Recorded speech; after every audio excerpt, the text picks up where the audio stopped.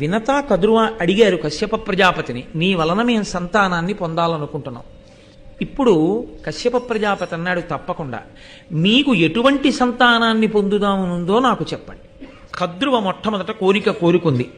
విశేషమైనటువంటి బలమున్న వాళ్ళు, చాలా పొడుగైనటువంటి దేహములు కలిగినటువంటి వాళ్ళు, చాలా సత్వమున్నటువంటి వాళ్ళు, నాకు అనేక మంది సంతానం కావాలి. ఆయన ఒక చిరునవ్వు నవ్వాడు. వెంటనే వినత వంక చూశాడు కశ్యప ప్రజాపతి.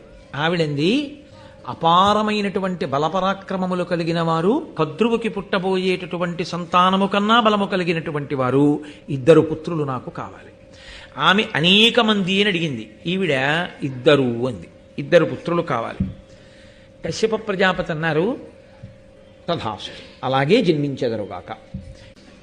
ఆయన పుత్రకామేష్టి చేశాడు కశ్యప ప్రజాపతి, దేవతల యొక్క అనుగ్రహాన్ని పొందాడు. ఇప్పుడు ఆ అనుగ్రహ కారణం చేత ఆయన తేజస్సు 2 భార్యలలోకి ప్రవేశించింది. ఆ 2 భార్యలు కూడా తమ గర్భములు అండములుగా మారాయి. ఎందుకని? ఒకరు కాదు, 2 కాదు, అపరిమిత బలపరాక్రమము కలిగిన 2 బిడ్డలు కావాలని కోరింది వినత. మహాతీజోవంతులు, అపారమైన పొడుగున్న వాళ్ళు, అనేకులు బిడ్డలు కావాలని అడిగింది కద్రువ. ఇప్పుడు ఇంతమంది బిడ్డల్ని ఒక గర్భంలో మొయ్యడం చాలా కష్టం.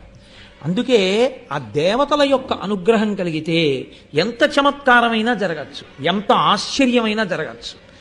కాబట్టి అండములుగా మార్చి ఈశ్వరుడు బయటికి వచ్చేటటువంటి ఏర్పాటు చేశాడు. దాని వలన ఒక పక్షి గుడ్లు ఎలా పెడుతుందో అలా వాళ్ళిద్దరూ కూడా గుడ్లని ప్రసవించారు. ఆమెకి 1000 గుడ్లు కలిగాయి, కద్రువకి.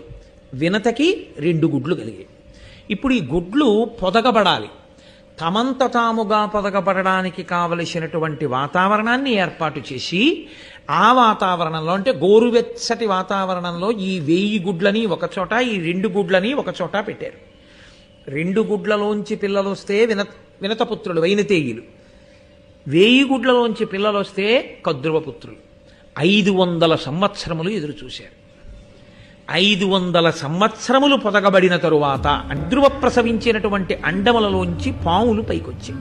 అందులో ఆదిశేషుడు, కర్కోటకుడు, తక్షకుడు, ఐరావతుడు మొదలైనటువంటి చాలా గొప్ప గొప్ప పాములు కూడా ఒక్కొక్క పాము పుట్టుకొచ్చింది. దీర్ఘ శరీరము కలిగిన వారిని కదా కోరుకుంది. 1000 పడగలతో భూమండలాన్నంతటి మోయగలిగినటువంటి ఆదిశేషుడి నుండి కర్కోటకుడి వరకు, తక్షకుడి వరకు, ఐరావతుడి వరకు 1000 మంది బిడ్డలు, 1000 పాములు ఆమెకి జన్మించాయి.